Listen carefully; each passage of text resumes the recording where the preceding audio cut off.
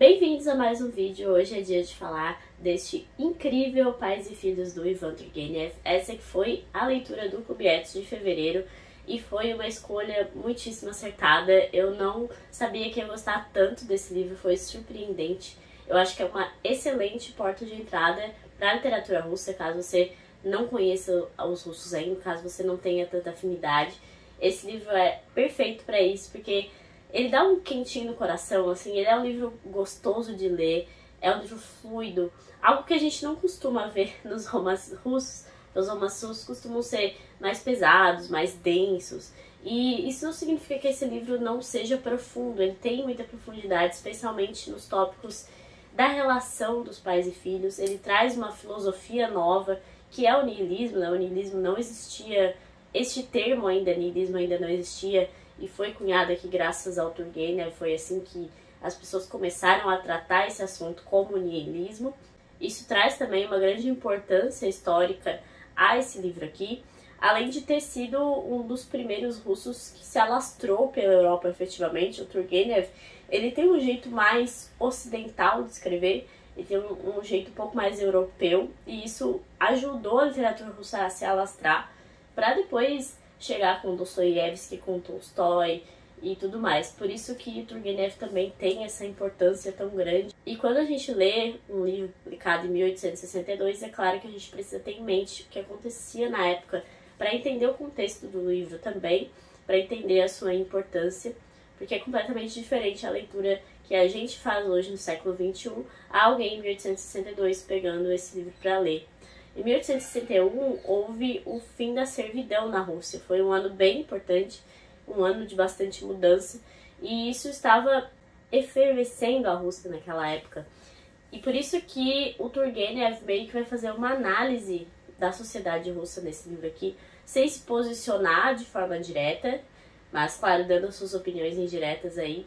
E aqui ele vai fazer um retrato, então, da geração dos anos 60 e da geração dos anos 40, no século XIX, que foi um século tão importante para a Rússia, o século onde saíram os grandes escritores da literatura russa também. Então ele vai pegar essa geração de 1840, que é uma geração mais aristocrata, com um certo liberalismo, meio às avessas, mas um certo liberalismo. Tem também aí a influência dos pensadores alemães de sua época, dos pensadores franceses de sua época, toda essa ideologia trazida por Catarina a Grande, que ainda não existia naquele país, que estava se ocidentalizando aos poucos, que estava descobrindo essas ideologias europeias aos poucos. E ele compara tudo isso à geração de 1860, que aí é a geração dos nossos personagens aqui, o Arkady e o Bazarov, que são estudantes, estão voltando aí da universidade no comecinho desse livro. E essa geração, ela é mais revolucionária, ela tende a ser mais nihilista, não ligar para princípios e pensar só em destruição, em acabar com essa sociedade que não tem valor nenhum, que precisa reconstruir essa sociedade. Toda essa problemática é muito bem abordada aqui pelo Turgenev. E é engraçado porque quando ele publicou esse livro, ninguém gostou da forma que foi caracterizada aqui, nem a geração de 40, nem a geração de 60. E no meu ponto de vista, eu acho que isso é mais um ponto positivo para o Turgenev, porque se nenhum dos dois gostou, provavelmente ele trouxe de uma forma fidedigna essas duas faces aqui para o livro Pais e Filhos. Bom, contando um pouco da narrativa, como eu disse, o começo do livro já vai ter esse retorno desses dois estudantes. O Bazarov é um estudante de medicina, o Arkady não fala exatamente o que ele estudava na universidade, mas o Arkady está voltando para a casa do seu pai, Nikolai, que mora aí no campo, né? Ele tem algumas terras no campo. E ele traz esse amigo da universidade para visitar a casa dele, que é o Bazarov. E desde o início a gente já vê o Bazarov sendo bem conveniente, ele não liga muito para as regras da casa, ele se deita no sofá, ele não tem muita cerimônia que geralmente se teria quando se visita a casa de alguém desconhecido. E na casa do Arkady, na casa do pai dele, né, o Nikolai, também mora o tio do Arkady, que é o Pavel. E o Pavel é bem essa caracterização da geração de 40, porque ele é bem aristocrata e ele se veste muito bem, com modos ingleses no meio do campo e tal. Tudo isso é muito julgado pelo Bazarov desde o início, fica nítido assim esse conflito direto entre os dois, e vai trazer muita discussão aí à mesa de jantar. Eles estão comendo, começa uma discussão sobre filosofia e sobre valores, ideais, tudo mais. E nós temos em Arcade parece aquele jovem que entra na universidade, precisa se integrar ao grupinho, e aí ele começa a repetir o comportamento dos outros sem pensar muito se ele realmente considera aquele comportamento o melhor, o mais adequado. Enfim, esse é o Arcade, então a gente vê que ele tem essa tentativa de copiar o Bazarov e de concordar com ele, sendo que às vezes ele nem concorda efetivamente. Enfim, tem isso. E aí todo o conflito vai se passar com esses personagens indo e vindo para alguns lugares. Eles vão visitar... Primeiro eles vão para a cidade, na cidade eles vão encontrar aí um outro personagem que é para ser o cara mais engraçadão aqui do livro, e ele é bem esquisito, na verdade.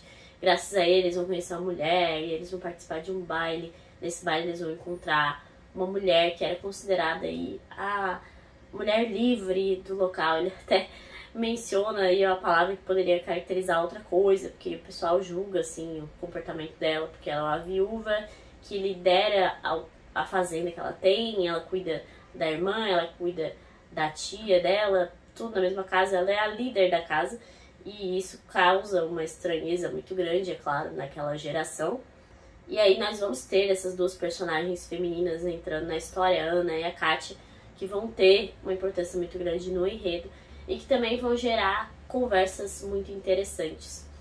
Logo no começo do livro também, antes ainda de conhecerem essas duas personagens femininas, a gente tem outra personagem feminina, que é a Frenética. A Frenética é a nova namorada do Nikolai, pai do Arcade, e eles tiveram um filho, inclusive, e aí o pai do Arcade vai ter toda uma dificuldade pra contar isso pra ele, que ela tá morando lá, e o Arcade quer mostrar o tempo todo como ele não liga mais pra essas coisas. Não, eu não me importo com isso, a nossa geração é outra, a gente já não liga mais pra essas coisas, tudo.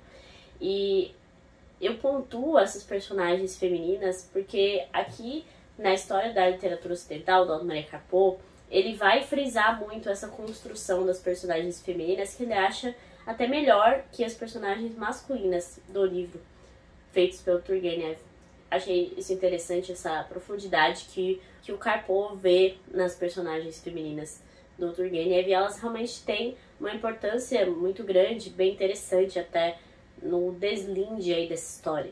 Em um determinado momento aqui da história, o Bazarov também vai para a casa dos pais. O pai dele é um militar, ele era um médico militar, e a mãe dele era uma super aristocrata. E nessa casa a gente vai ver muito claramente o conflito dessas gerações novamente, essa tentativa do pai do Bazarov de impressionar, de deixá-lo sempre feliz e ver se ele estava satisfeito estando lá, todo esse medo. E todo esse desprezo do Bazarov pela instituição família também, como ele não liga para isso, como ele não se importa com isso. Isso tem a ver com o niilismo que ele pretende carregar e que ele pretende personificar nesse livro também, né? O que o Turgenev faz com esses personagens, com os pais do Bazarov é até bem triste, ele demonstra isso de uma forma bem triste, essa preocupação eterna que os pais têm com os filhos e essa dificuldade do filho de se expressar com os pais. Isso é muito interessante, muito bonito a forma que ele faz isso. E é muito realista também, é uma coisa que a gente observou na discussão no Clube Etos, né? Porque a gente leu esse livro por lá, e as discussões, o pessoal tinha essa sensibilidade, especialmente quem tinha filhos, assim. Até a Thaís também tem canal, vou colocar o canal dela aqui pra vocês, e o perfil no Instagram também. Ela até chorou com o final e se emocionava sempre que ia falar desse livro, justamente por isso, por essa visão de que esse conflito entre pais e filhos é eterno, não tem muito o que fazer, a gente precisa se adaptar a ele e precisa seguir a vida sabendo que isso vai acontecer. Então deve ser um choque aí realmente para quem é pai e lê esse livro hoje. Bom, não vou me estender muito na história para não trazer nada que possa ser considerado spoiler aqui, mas eu queria ler realmente uns trechos desse livro porque eu achei a escrita maravilhosa, primorosa realmente, não esperava tanto. E achei incrível, espero que alguém fique com vontade para ouvir esses trechos maravilhosos. Sobre o niilismo, ele vai explicar na página 44 o que é niilismo, né? Essa é uma discussão entre o Arcade, o pai dele, e o tio falando sobre niilismo. E niilismo, o pai do Arcade fala, nihilista, vem do latim nihil, nada, até onde posso julgar. Portanto, essa palavra designa uma pessoa que não admite nada, digamos, que não respeita nada, emendou Pavel. Aquele que considera tudo de um ponto de vista crítico, observou Arcade. E não é a mesma coisa? Negou Pavel. Não, não é a mesma coisa. O niilista é uma pessoa que não se curva diante de nenhuma autoridade, que não admite nenhum princípio aceito sem provas, com base na fé, por mais que esse princípio esteja cercado de respeito. O Pavel até vai criticar muito isso, porque ele fala que sem princípios aceitos, como você diz, com base na fé, não se pode dar nenhum passo, nem mesmo respirar. Que é a visão aí do aristocrata, a visão da geração de 40. Ele até vai mencionar depois, sim, antes foram os hegelianistas e agora são os nihilistas. Veremos como os senhores vão viver no vácuo, no espaço sem ar. E agora, por favor, me perdoe, meu irmão Nikolai, está na hora de beber meu cacau. Menciona aí o Hegel, né, que foi um pensador alemão, trazido especialmente por Catarina Grande nesse contexto de história da Rússia. Na página 80, novamente, ele vai ter essa explicação, dessa vez é o Bazarov explicando. Nossas ações fundamentam naquilo que julgamos útil. Nos tempos atuais, o mais útil é a negação. Nós negamos. Tudo? Tudo. Como assim? Não só a arte, a poesia, mas também... É horrível dizê-lo. Tudo, repetiu Bazarov com indescritível serenidade. Mas com licença, disse Nikolai. O senhor nega tudo, ou em palavras mais exatas, destrói tudo. No entanto, é preciso também construir. Isso já não é da nossa conta. Em primeiro lugar, é necessário limpar o terreno. A situação atual do povo assim o exige, disse Arcade, cheio de si. Olha ele mostrando que concorda com o amiguinho dele. Devemos atender essas exigências, não temos o direito de nos entregar à satisfação do egoísmo pessoal. Não, não, exclamou Pavel. Recuso-me a crer que os senhores cavalheiros conheçam com exatidão o povo russo, que sejam representantes de suas necessidades e de suas inspirações. Não, o povo russo não é como os senhores imaginam. Ele venera as tradições como algo sagrado, ele é patriarcal, não pode viver sem fé. E é interessante que pela minha pesquisa de história da Rússia, me parece que Pavel está muito mais certo do que Arcade e Bazarov nesse ponto, porque a gente vê até hoje a Rússia sendo liderada aí por um pai, né, um estado paternal, que é sempre representado pelo líder autocrata. Parece que é uma tendência. Isso na própria Revolução Russa, derivada aí desses ideais nihilistas, isso também acaba acontecendo. Então é interessante ver essa tentativa que os nihilistas aqui no livro têm de falar em nome do povo. Eles nunca perguntam para o povo o que eles querem, eles sempre querem dizer que sabem o que eles querem e que é até melhor que eles saibam o que o povo quer. O povo não tem capacidade de ir atrás do que quer, mas nós, os intelectuais, os iluminados, temos muito mais essa capacidade. Aqui já é uma discussão com a Ana, que também tem esses debates. A gente até teve uma discussão no grupo sobre a Ana ser ou não uma niilista, porque ela parece mais passiva em relação à vida, ela não tem muita vontade de viver, mas ao mesmo tempo ela é uma pessoa que cuida muito das suas responsabilidades, ela tem um olhar sobre as suas obrigações que aparentemente um niilista não teria. E aqui eles estão falando sobre arte, e mesmo assim o senhor não possui nem um pingo de sentido artístico, insistiu ela. Como o senhor consegue viver sem isso? E para que é necessário, se me permite a pergunta? No mínimo para poder conhecer e estudar as pessoas. Todas as pessoas se parecem no corpo e também na alma. Todos temos cérebro, baço, coração, pulmão, tudo constituído da mesma forma. Assim também as chamadas qualidades morais são exatamente iguais em todos. Pequenas alterações nada significam. Basta um exemplar humano para julgar todos os demais. Pessoas são como árvores na floresta. Botânico algum se daria o trabalho de estudar cada bétula separado. Página 126. Árvores na floresta quer dizer que para o Senhor não existe diferença entre homens todos inteligentes, entre bons e maus. Existe, como entre saudáveis e doentes. Conhecemos aproximadamente as causas das enfermidades do corpo, e as doenças morais advêm da educação precária, de todas as bobagens com que desde a infância atulham as cabeças das pessoas, em suma, da situação revoltante da sociedade. Corrijam a sociedade e não haverá doenças. Aqui nós temos uma clara presença de visão irrestrita. Quem já viu a Debs falando sobre isso, ouviu até minha resenha de conflitos de visões, sabe que é essa visão de que o homem é bom, a natureza humana é boa, quem corrompe é a sociedade, quem corrompe é as pessoas, a forma de viver, tudo isso que torna o ser humano ruim, é exatamente isso que Bazarov está falando aqui pra gente. Mais pro meio do livro a gente tem um duelo entre o Pavel e o Bazarov por uma situação aí que aconteceu, que é também muito chocante, muito interessante. Às vezes aqui, mais pro meio da história, parece que a gente tá numa novela mesmo, porque cada capítulo acontece uma coisa super incrível no final e aí você fica com vontade de continuar. Tem muito isso de novelístico nesse livro, que é bem interessante. Esse duelo, a Tati comentou muito bem na resenha dela, né, que é uma coisa muito ridícula e é engraçado mesmo. Eu ri algumas vezes com esse livro, que não é algo que costuma acontecer comigo em literatura russa, assim. Eu tenho um pouco de dificuldade, assim, de achar graça de algumas situações, que às vezes as pessoas acham muito mais engraçado, mas esse livro me fez rir muito, muito mais do que eu imaginei. Também foi outro ponto que me surpreendeu. Esse duelo é muito engraçado, muito tosco até. A frase mais bonita desse livro é parágrafo, na verdade, é o último parágrafo desse livro, então ele tem um pouquinho de spoiler, por isso que eu não vou ler pra vocês. Mas o começo do último capítulo também tem uma descrição que eu achei muito bonita. E eu realmente fiquei impressionada com a descrição, que eu vou trazer pra vocês. Que eu vou ler pra vocês, é na página 275. 6 meses se passaram. Era um inverno branco, na calma brutal da friagem sem nuvens, com a neve espessa e rangente, a geada cor-de-rosa nas árvores, o céu esmeralda pálido, os gorros de fumaça sobre as chaminés, os rolos de vapor que escapavam das portas abertas por um instante, os rostos corados, como que mordidos, e a corrida irrequieta dos cavalos que tiritavam. O dia de janeiro já se aproximava do fim. O fim da tarde, cada vez mais forte, pressionava o ar imóvel e o crepúsculo cor de sangue se apagava depressa. Luzes começavam a se acender nas janelas da casa de Marino. Marino é o nome da propriedade aí do Nikolai. Esse livro é, assim, o tempo todo com essas descrições lindamente escritas. Eu acho isso incrível, adoro descrições bem feitas. Por isso que também foi uma surpresa muito boa. Um pouco sobre os textos de apoio a esse livro. Eu usei aqui o Lições de Literatura Russa, do Nabokov. E tanto o Nabokov como o Karpov vão falar que essa foi uma das obras mais importantes do século XIX, mais proeminentes, mais bem escritas. E achei isso muito interessante, especialmente vindo do Nabokov, que é um chato.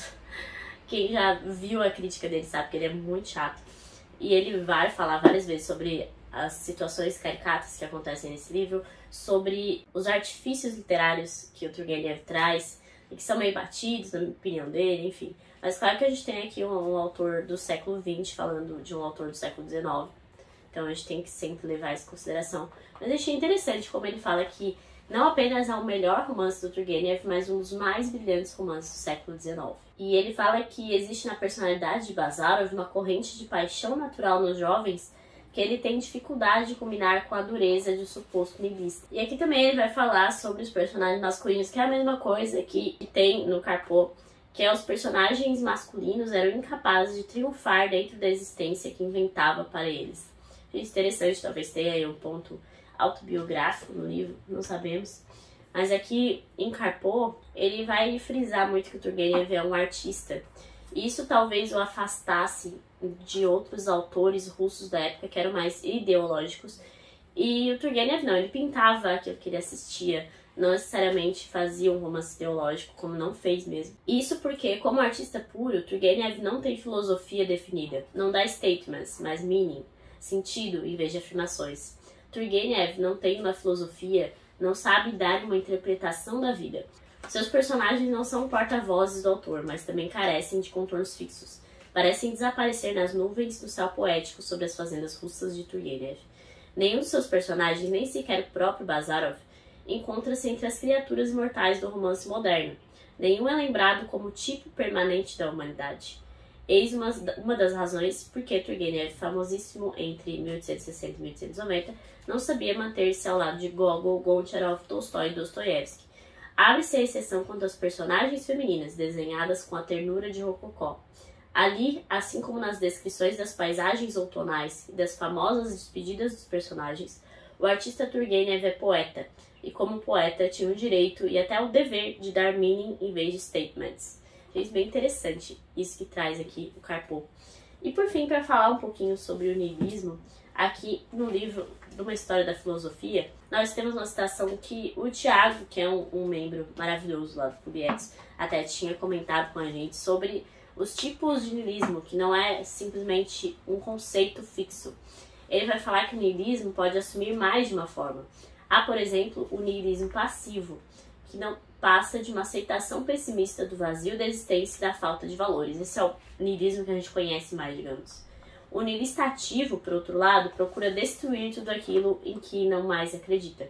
E Nietzsche profetiza precisamente a ascensão de um niilismo ativo que há de abalar o mundo em guerras ideológicas. Haverá guerras como nunca antes houve na Terra. Só a partir de agora haverá no mundo uma política em larga escala.